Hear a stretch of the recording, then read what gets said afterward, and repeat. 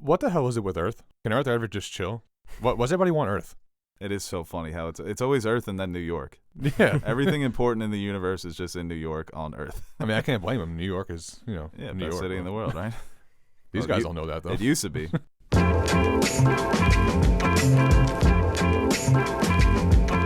Don't take my stuff. You have no idea what you're dealing with. Shakespeare in the Park?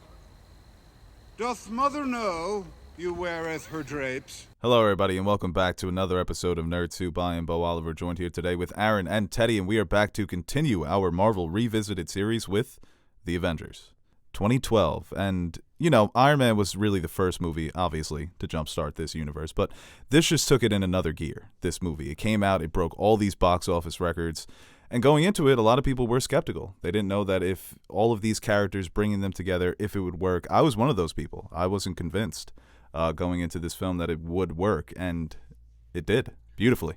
It had to be one of those, this is too good to be true. Like, we're getting all these superheroes into one movie, and I really hope they nail it. And they definitely did with this movie. Yeah, you could say coming into this film that they're 1 for 4. A lot of people would make that argument that Iron Man is the only good one going into this. They're not bad movies, though, coming up. No, they're not bad movies. They set the foundation. Exactly, yeah. And they continued to build on that foundation. It definitely helps to have the solo movies, too, to get some more characterization with a lot of these characters.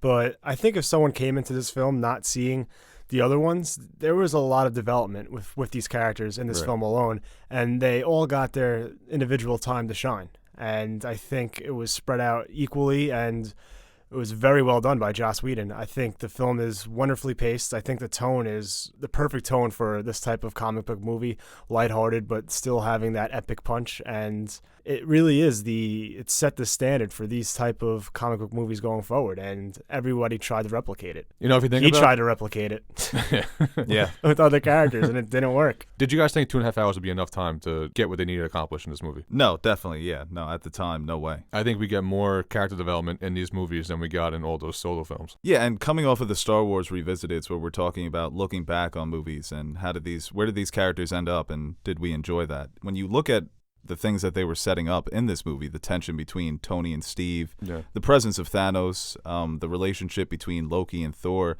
they continued to grow and make these relationships more complicated and more interesting. And so this movie kind of just fits right in with the MCU. They always stay true to these characters. But the development here is great, man. I think this is as charismatic as Robert Downey Jr. has ever been. Sir, Agent Coulson of S.H.I.E.L.D. is on the line. I'm not in. I'm actually out. As the character of Tony Stark. And he's got a great arc. He's so perfect. And he's got a great arc in this movie. Yeah, we always talk about like him in later movies always having to repeat that arc of making the team play or making the ultimate sacrifice. Like this was like the first, maybe even like the second time he's done it, but not to this extent where he's risking his own life at the end here. But even with other smaller characters like Hawkeye, you see how him having Loki in his mind affects him going into like Age of Ultron. That storyline carries over. And with a lot of these characters, a lot of these things set up in this movie are fleshed out even deeper as you go on in the MCU. Touched on before just how this like set the standard for superhero movies and these big action team-ups. You said coming into this, they were arguably 1 for 4. If this doesn't work, what's the future of the MCU look like? Right, definitely. And I think a lot of the success of this movie hinges on Tom Hiddleston as Loki. I mean, Thanos is often considered the best villain now, but this was the guy. Yeah, he's low-key the best villain. Yeah. And the Avengers are such a powerful team when you're bringing together Iron Man, Hulk, Thor, and they're going up against Tom Hiddleston as Loki. And they don't really present him as too physically intimidating, even in this movie. I mean, he spars with Thor here and there. The movie hinges on the success of his performance, how menacing he is and how maniacal he can be at times, the way he's pulling the strings and manipulating all these heroes. And he's just so good in those moments where he's talking. The back and forth he has with Iron Man, the back and forth he has with Black Widow, his conversations with Thor. If you have a lesser actor as Loki, it could be a little ridiculous. These superheroes just beating the crap out of this British character actor. No, yeah, his charisma and screen presence, he talked about Robert Downey Jr., his is right up there with him. The scene that paints the picture perfectly for Loki is when he's walking through the ship, going to his cage, and he walks past Banner, and that smile he gives him. He has his plan, and he's going to execute it. Yeah, and it's interesting that Thor is trying to tell the rest of them that he's my brother, I grew up with him. He's just misguided. He just feels slighted for what happened in the Thor movie, so he makes this very rash and poor decision to invade Earth. That he feels that he is a god and that these people are lesser than him, so he's just a misunderstood villain. I mean to rule them. That's why should I know? You think yourself above them? Oh, yes. Well, yeah, I mean, you see how Loki's like plan plays out, and I think we get a lot with these characters in those scenes where they're kind of pitted against each other, or that's what like Loki's plan was. You see Cap and Iron Man go at it. Everyone's, I guess, paranoia surrounding Banner, and then you have the relationship between Natasha and Clint. So yeah, and it's all very predictable, but you don't mind it because the characters are so enjoyable and fun to watch. It is a comic book come to life. That's what people said about this movie when it first came out. It's so traditional. You bring the heroes together, they have some strife, some conflict, divide and conquer, and then they come together in the end for, like we said, it could be the best third act of any MCU movie. That is just what's so impressive about that third act is that it's hard to keep just incessant action interesting. To just have action scene after action scene and not lose the intention of the audience. None of it makes sense. It's all just kind of random. There's a giant fucking biological worm spaceship about to crash into a building. Here comes the Hulk. He's running. Captain America calling out game plans. Is there any strategy behind that? I was gonna text you. Who cares? I was gonna text you and say it's really cheesy at times though. Yeah, no, it's very traditional. But you like it. You want it. Yeah, it's weird. reminiscent of like the Donner superhero era. Where they're acknowledging how ridiculous this is, like when Tony Stark meets Bruce Banner for the first time. Your work on anti-electron collisions is unparalleled, and I'm a huge fan of the way you lose control and turn into an enormous green rage monster. Thanks. But it's like I didn't know if it was the fanboy in Marvel, where it's like if DC was this cheesy, but I don't know what it is with Marvel, where it's just like they just make it work. well, in this film especially, they just balance the tone so well, where you can have a scene where someone's off to the side playing Gallagher. That man is playing Gallagher. Thought we wouldn't notice, but we did. And it comes off as funny, not just like, why is that in this movie? Yeah. So I think they set the tone very well, and you're able to have those lighter-hearted, cheesy moments and still capture the epicness of the climactic third act that takes place in New York City. So it does a great job of balancing all of that. Did you guys like Ruffalo for the first time? He really grows on you, doesn't he? Dude, he was perfect. And I don't know if it was a CGI where you actually believe that it was Ruffalo. Like you actually believe that it was him that turned into the Hulk. He's got a good face for it. Yeah. He's got a face where you can see that face in the CGI Hulk. And I think the CGI Hulk looks really good. Me too. When he turns on screen, Yeah. I think it was done perfect. And I think that's one of the best Hulk moments. I think he took over Hulking out. I think he took over the movie. To be honest with you, when he came in and punched, I'm always angry. Punched that the worm thing. Well, the scenes too when they fight each other, I think is pretty cool too, because we always play these games as fans, like what if, like Iron Man versus Thor. So we got a little bit of yeah, that. that's true. Those are pretty fun. I just imagine Captain America just running back and forth trying to keep up with them. He was. This guy jumps out of a plane. I always think Cap's doing too much. Well, there's a great line of dialogue when she says, "Sit this one out, they're gods," and he says, There's only one God, man, and I'm pretty sure he doesn't dress like that. as a stone cold atheist, that line always makes me giddy. Like hell yeah, He doesn't dress like that. Cap America. Grabs his chute and jumps out. Yeah, he could spar with these two. Yeah, and a lot of people complain about the comedy in the MCU movies, that they over-rely on it. And there's a lot of comedy in this movie, but most of it is just so... Wasn't bad. I want to list off like 5 or 6 different scenes that I just get such a chuckle out of, but I'll list off one. Hulk punching Thor will never not be funny. That is just such a perfect thing for Hulk to do in that moment. A spot where like you would think is cheesy, where they brought in comedy, when Loki taps Iron Man with his Spectre, and he's like, "Oh, this is uncommon." He did a really good job of keeping the comedy consistent throughout. And at times, sometimes with Joss Whedon's movies and scripts, every character is kind of just Joss Whedon. And I think that's why he did such a good job of writing Iron Man in this movie. But at times, he just wants to make everyone Iron Man. And as epic as the action is, I really wish they would have went with a wider aspect ratio. To me, looking back and watching this movie, it is distracting how square it is. And I'm like, can you just stretch out the camera? Because I want to see everything. And people have made this complaint that it feels like a TV movie at times. And I think it really would have benefited. I think it would have. That's what kind of keeps it from being almost an action masterpiece, because I think that's a technical flaw. Well, I think there are many glaring flaws for me for this movie. I think it's easily one of the better MCU movies, and in so many iconic moments, that team up scene and when you hear that theme come in and they circle around all the characters. I mean, that's just an awesome moment. And Would have looked better with a wider. We'll watch Endgame then. Can't get off that, huh? I think it's a little wider in Endgame. I did like how they staggered in all the characters in the beginning, where it's kind of like spread them out. They gave them like their own little couple minutes just to either refresh the audience on who they are, why they're here, what their skill set is, what their purpose is, or kind of just introduce them for the first time to a lot of people. And I think they establish everything they need to right away, which helps as a great foundation for the rest of the film. Yeah, and it never really feels rushed. No. You get a lot of information just in those small scenes. And, the Black Widow scene when she's just kicking everybody's ass, I think that's one of the best scenes of the movie. When she gets the call and she's like, hold on, I got to put you on hold. Yeah. She puts Coulson on hold. She's telling him that, hey, I'm working here. I just liked how they fit in Hawkeye and Black Widow, where if you're looking from the outside, it's like, I don't know how these guys are going to stand up to aliens. They're humans like us. Well, but it is they hilarious. They fit them in there perfectly. To see her shooting those pistols at aliens. With the bow, yeah. Yeah, you're clearly doing nothing. You're standing in front of a green screen and just pointing and shooting at nothing. Yeah, and the bow and arrow is also ridiculous. He's standing on one building and he's calling out plays throughout the whole city. He's got an eye, man. Come yeah, on. I guess so. Yeah. He sees better at a distance. Even like the opening sequence too, when we first are introduced to Loki in this movie. He turns Dr. Selvig and Hawkeye, and I think that's a great introduction to this character and kind of the threat he imposes. And I love that scene at that gala, whatever it is in Germany. Yeah. When he had to That's take a hardcore scene, dude. Yeah, it's pretty cool. And at first, I forgot they like dig into his eye. I thought it was like a scan of his eye quick.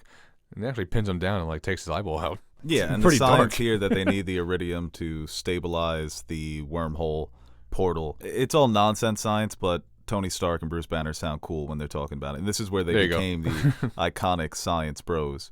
And the scene between Bruce, Tony, and Steve is one of my favorite scenes of the movie because it truly exemplifies how Captain America is a man out of time with this team. And they kept him in the original costume, saying that people are going to want a little old-fashioned. Yeah. But this is where Captain America, a lot of people came out of this movie saying he was lame. This is where he became my favorite. I thought it was so funny to see this man in a star-spangly outfit running around beating the shit out of aliens. When he gives the orders to the cop and he's like, why the hell should I take orders to you? That was so funny, dude.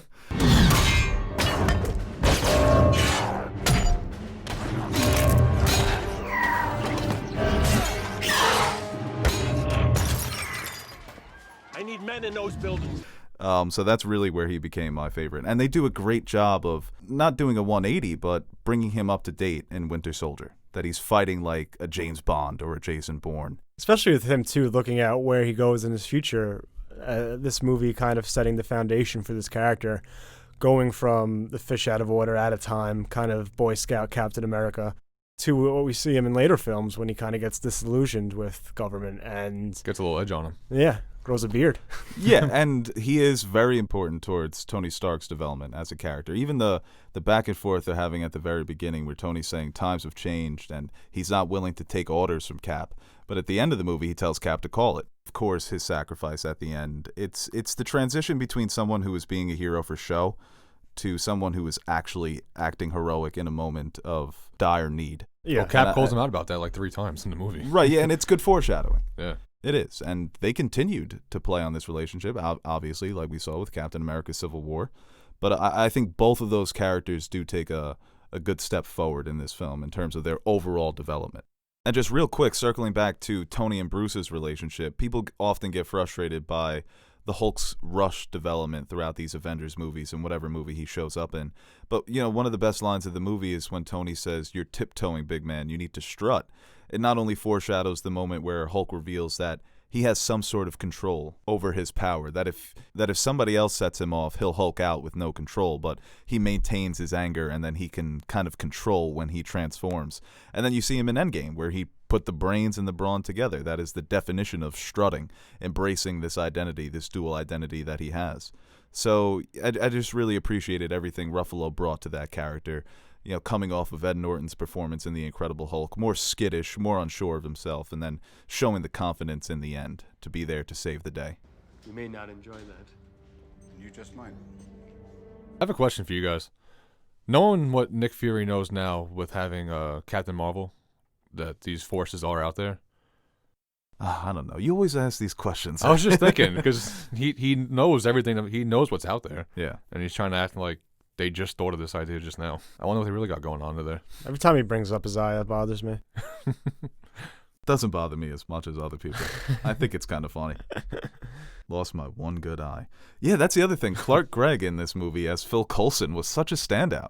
He really became he became such a fan favorite that they brought him back to life for a spin-off show, which I hate because his death here really means something. He got the whole crew together. Yeah, it was his death. It got the crew together. They formed around. Nick Fury manipulates his death, putting his own blood on those trading cards. It's a little dark here. It shows into how this spy agency is. Those are probably worth a lot of money. He's fucked up, them. man. You ruined this guy's cards. Well, I mean, the world is in the balance here. They're about to nuke Manhattan. Oh, you think trading cards are going to be the difference between them stepping up and taking out this threat? Bring his cold, dead body and just toss it on the floor. This is what it was for. No, they would have tried to bring him back to life. I don't know. They really were beefing hard, man. I mean, you guys couldn't pull it together at all. I love the scene when they're all arguing and they realize Banner has the... He's holding the scepter. Yeah. They're like, Bruce, put down the scepter. I like when the camera flips upside down to show that the world is going upside down. I love how, they brought the Dutch angle in for Thor, too. Yeah, they had to. Easily, best part of the movie is when Hulk grabs him and slams him and says, "Puny God." I was fucking dying when he was wheezing. I love the Hulk, bro. The Hulk is the MVP in this movie, man. He has to be. Is he the strongest one? Is he stronger than Thor?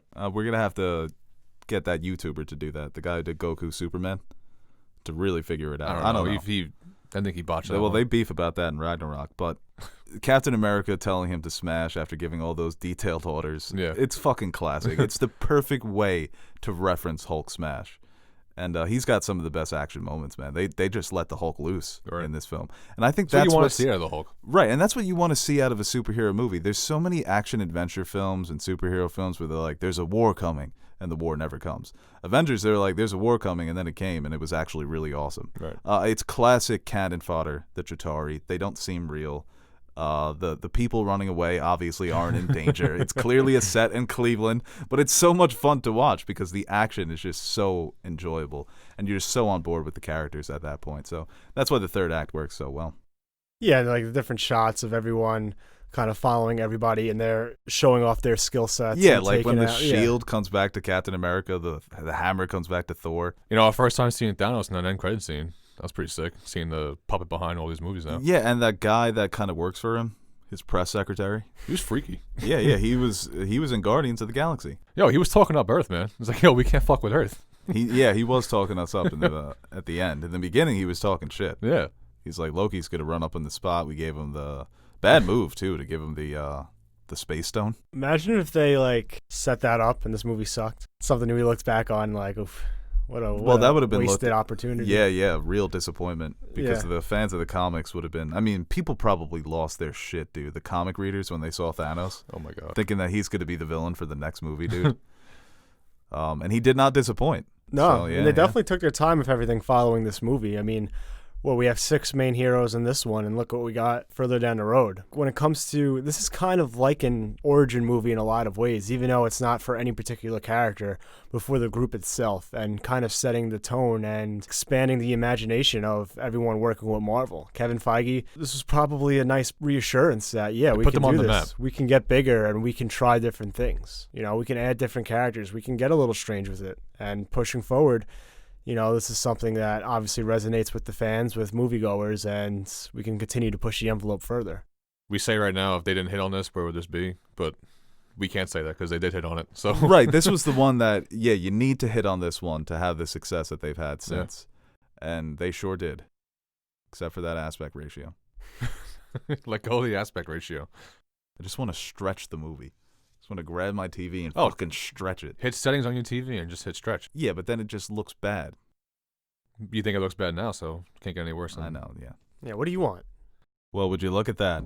It's finally over. Hey guys, Bo Oliver here for one final send-off. Now, before I beg you guys to like and share this video, I'd like to thank our very special Patreon pledgers. We are very proud of the community we've been able to build here at NerdSoup, and it would not have been possible without our Patreon supporters. You guys are the true MVPs of this channel. Everything I've said, you keep the fridge full, you keep the lights on. There aren't enough words to thank you guys, but we'll do it anyway. Thank you. And we have a few videos coming up that have been suggested to us by Patreon pledgers. My Hero Academia, Neon Genesis Evangelion, and Full Metal Alchemist will be reviewed by Marissa, and yours truly, and Castlevania, which will be reviewed by Marissa and Aaron. And if you'd like to consider donating to our Patreon page, you can visit patreon.com/nerdsoup and check out some of the rewards we offer to our listeners. And really, we'd like to thank everyone who takes the time out of their day to watch our videos. Patreon pledger or not, your support is what keeps us motivated to keep giving the world our opinions on movies and TV shows and video games and pop culture, even though no one asked for it. We're still here, we're still yapping, and we hope you continue to join us.